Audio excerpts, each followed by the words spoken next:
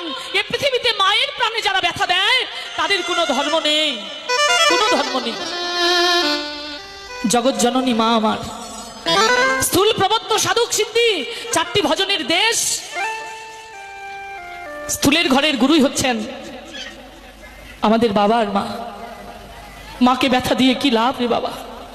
মা ভালো বসন ভূষণ চায় না, ভালো ভালো বসন ভূষণ দাও, মা চায় না। ভালো রাজভোগ আমাকে রন্ধন করে দাও, মা তাও চায় না।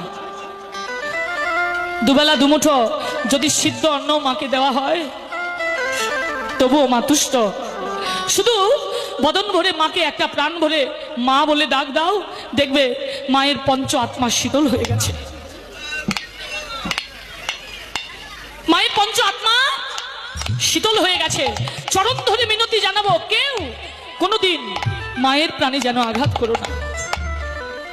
কারণ এ সংসারে যার পিতামাতা আছে জগতে তার মতো ধনী আর পৃথিবীতে একজনও নেই, একজনও নেই। আর যার ঘরে